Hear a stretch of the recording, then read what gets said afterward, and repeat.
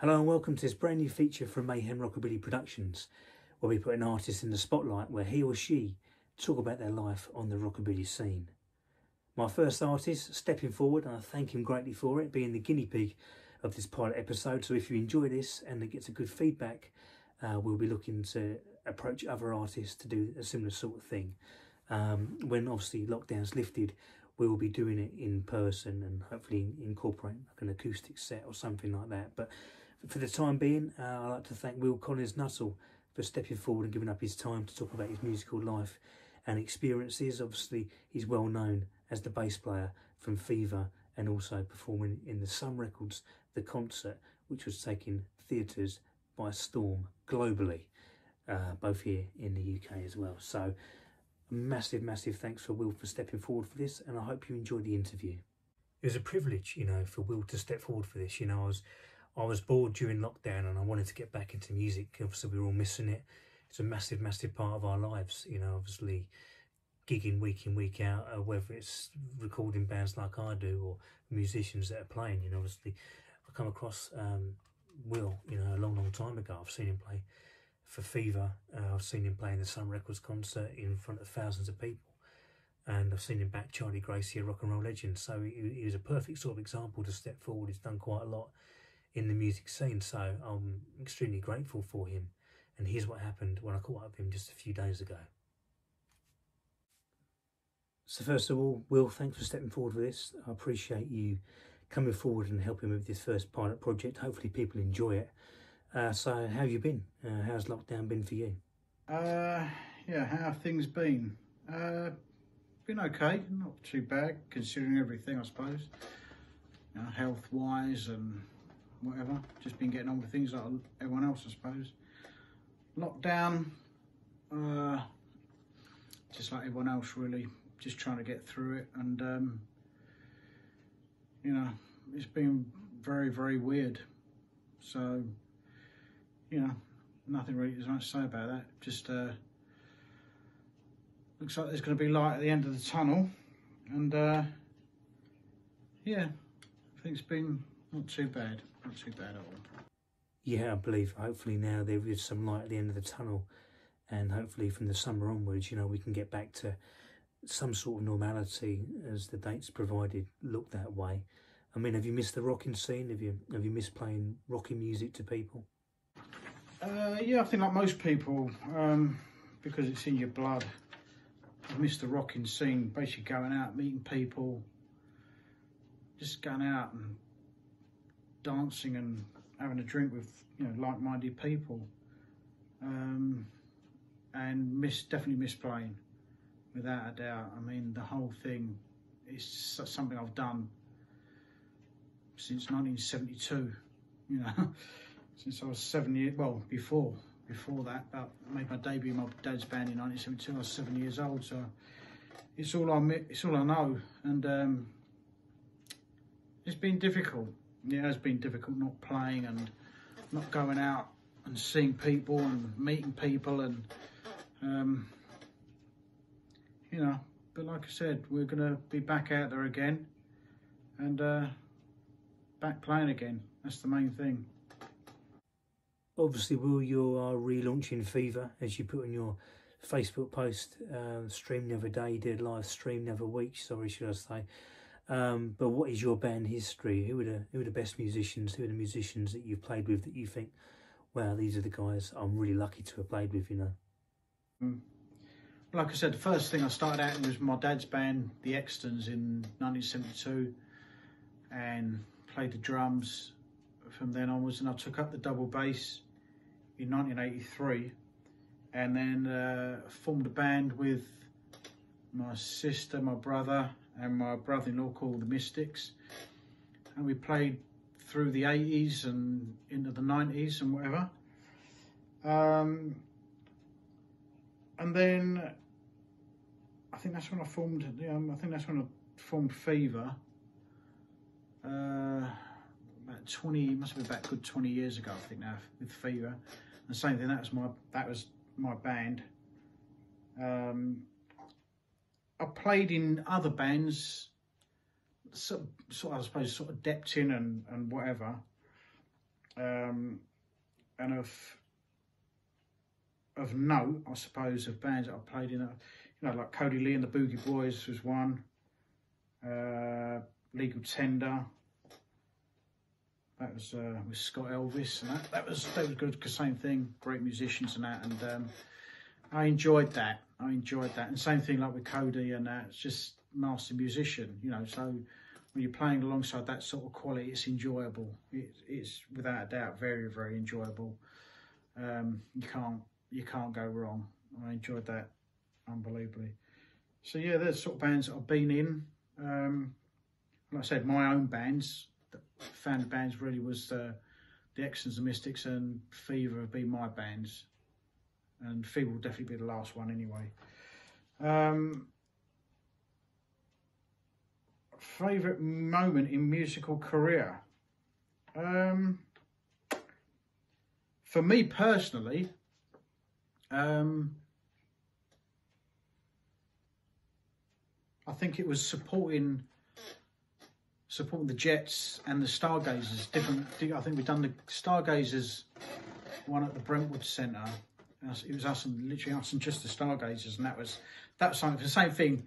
I think even Daryl Himes said about it recently on the video thing he done with the Jets recently. When you play with your heroes, even though we were supporting them, to be on the same stage as the Stargazers, and then we done an all-dayer and supported the Jets. Not sure if they'd remember that. And that was something. As also we played at Northampton Rocky Road Club, and Bob Cotton come along, actually got up and played with us. I think he'd done Rockabilly Boogie and That's All Right Mama. That was something else as well. That was something. And years ago, I don't know if he'd remember this, they'd done a gig and I got set up, and I got up and played one of my favourite songs of the Jets called When the Cat's Away, and I played the bass with the Jets, and that was brilliant. That was really crapping myself. That was great, because same thing, playing my heroes. They were, they're all my heroes, Stargazers and Jets, and to play alongside them was definitely something. I mean, that was a massive highlight of my career. Backing Charlie Gracie twice as well. I remember we got the set list from Paul Barrett, bless him, and then we met him coming away from Philadelphia and turned up, and there he was.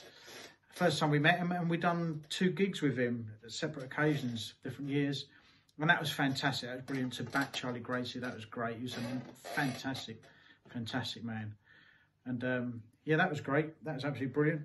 And like I say, regarding musician-wise, played with in different things. I mean, great musicians like Paul Gaskin. Paul Gaskin's great guitarist. Rob Glazebrook, another one, a master of his art. Rob Tyler, drums, it's great stuff. When you're playing with people like that, it's easy. It's very easy, because they're just so good, and they're just great musicians. And hopefully there'll be more things like that to come along. But they were great. Like I say, favourite moment in musical career was like that, just supporting those bands. And it ain't over yet. It ain't over yet. There's still more to come. I didn't know what I was going to do regarding Fever. We did have our last gig in 2018, but circumstances changed, and I definitely want to keep it going, because I didn't really like the way it did. Well, not so much how it did change or end, but I suppose what happened after that, that's something else. So I want to keep Fever going, and let's see what happens. There's one of my favourite film, Rocky Balboa. It ain't over till it's over. And as far as I'm concerned, as long as I'm walking, I'm talking, and there's still, the blood's still flowing, I'm going to keep rocking as much as I possibly can. So, hopefully we'll see it in this year, and definitely 2022. I've got thousands of CDs here, and obviously got the soundtrack to the show you were in, Sun Records, the concert, before lockdown happened. You know, were you enjoying that, and what was the highlight of your experience in that show? I think the highlight of being in the Sun Records, I think was definitely going to Dubai, literally a week after I left work, and then we was in Dubai for a week on the QE2, and that was definitely a highlight. 2 months in Holland, that was a big highlight as well. That was just amazing. The crowds as well, brilliant. The facilities, everything was good. And definitely one of the highlights for being in the Sun Records, apart from playing in it anyway, you know, is I think when Danny made his debut, we'd done 3 dates in Scotland, and he literally jumped in and just smashed it. And I was so proud, and that was definitely a big highlight of being in Sun Records. But just being around just great musicians as well, that's the other thing. That's just playing with great musicians where you know they're just like, bang, they're on the ball. They know exactly what they're doing, and just fantastic. And the sound people, the people that run it, Pete, Torbit, Maria, just great people. That's the whole thing of the experience of being in a show like that. It's not just put together, you know, like that. It's a lot of hard work and very professional, very well done. And you know, let's see what happens, eh? Obviously, well, you've played on the music scene for a long time now, but who were your musical influences to start you off? Who were the people that influenced you to pick up that double bass and get on stage and play the music that you love? Musician influences, well, first I'd have to say my dad, because he was to me just the voice. He was where I think I get everything from, or you know, I see him in the family. He was just something else. He was, without a doubt, definitely my dad. And then from a very early age, I remember hearing Bill Haley. It was whenever that was, either the reissue in 68 or something. And I remember hearing that for the first time, and that just blew me away. Absolutely blew me away. Why? I don't know. I was 5-6 years old. Just something in that sound. Didn't even know who Bill Haley was, but that just done it. And then everyone else along after that. Such a Night I Heard by Elvis. I was around a lot, and then everyone basically influenced from the 50s. You know, Eddie Cochran, Gene Vincent, Jerry Lee Lewis, you name them, and everyone. That sort of. But the main thing was I was around a lot of country stars, a lot of country artists like Slim Whitman, Patsy Cline, Marty Robbins. Definitely were big. Johnny Cash. You know, I was brought up around that sort of stuff. But then, you know, why did I get into the rock and roll stuff? I don't know. It's just something that was, when I heard them songs, especially, I don't know what is it with that rhythm of Bill Haley. As soon as I heard Rock, it was Rock Around the Clock. The other B-side was Shake, Rattle and Roll on this particular single, and that sound just got me. And I think maybe that's why, because I got into the drums and the double bass because of that sound, the double bass and the snare drum. And yeah, I'd have to say Bill Haley, Elvis, you know, all the 50s stuff, without a doubt. Big influence on me, and that's basically why I do what I do. Look, I know we just touched on it there, but who were your musical heroes? Who were your favourite musicians as a young boy listening to this fantastic music?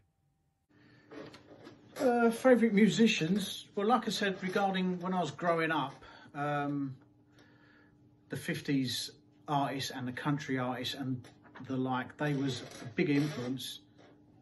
Why? I don't know. I was, you know, my time was the glam rock period, I suppose. You know, I still like Slade and Mark Bolan, but, you know, just that pull towards Bill Haley and Elvis and that sort of 50s stuff was great.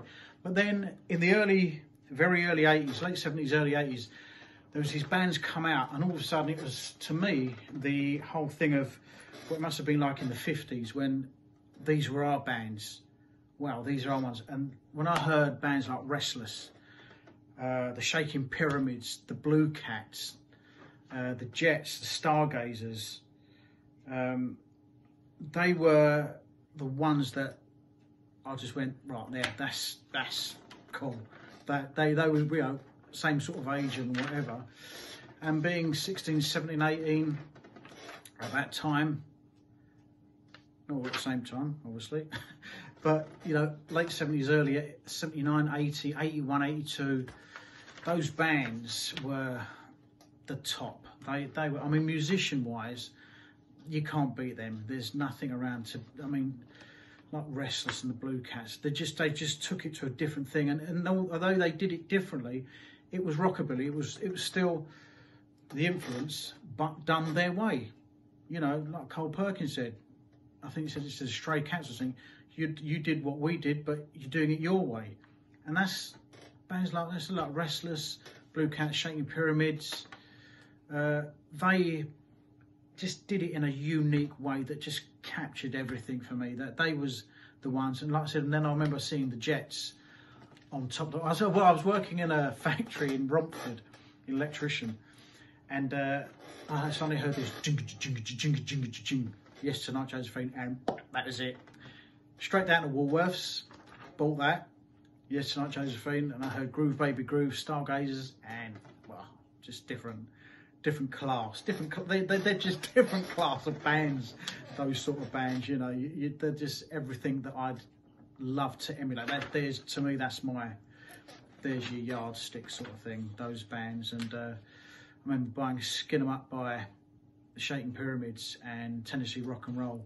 Take a trip, and fantastic, absolutely fantastic stuff. That really was. I mean, just so original. That's the other thing. They did it in such an original way. You know, even when the Jets done Yes Tonight, Josephine, it wasn't Johnny Ray's version. It was their own version. Stargaze, the same thing. Although they was very, very authentic, still done it their own way and wrote their own stuff. So, yeah, bigger influence on me, those bands and artists.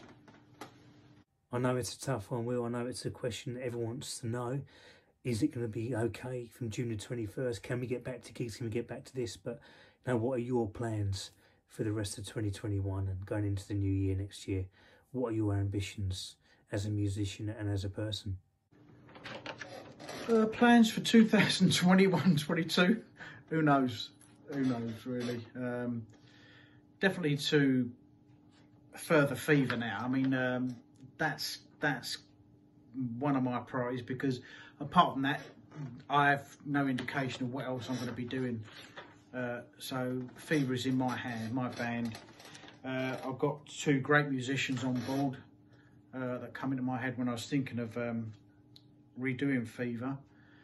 And yeah, unless anything else, you know, regarding the show or whatever comes along, yeah. But in my hands, it's Fever. That's my band, and that's what I want to progress. That's what we, you know, we're starting rehearsals, you know. Just need to get the bookings and all-days and weekenders and gigs and whatever, and off we go again, hopefully, you know, and just give it a shot, give it another shot, because it's what's in my blood, you know. It's what I've got tattooed on me, Fever. So, you know, that'll always be my band, and that's what I love doing, fronting a band, writing my stuff and singing and playing. So, you know, 2021-22, the bookings are starting to come in already, which is good. And we've got a first booking for 2022 as well. So let's keep it going. Hopefully that just will happen for this year, next year. Well, I try to treat you right, day by day. Get out your little prayer, but get out of your knees and pray. You're gonna need your love and daddy some someday. Well, you're gonna be sorry to be this way. Oh, it's really long.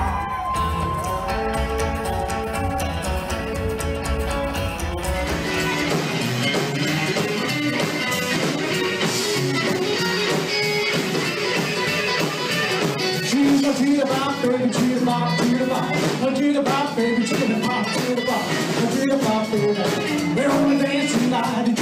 cheetah bop, cheetah. Well, I like I'm singing this chick in the world. We're at a party, she's rocking this girl. Big top socks and high heel shoes. And this starts dancing, man, I lose my blue shoes. But cheetah bop, baby, cheetah bop, cheetah bop. But cheetah bop, baby, cheetah bop, cheetah bop. So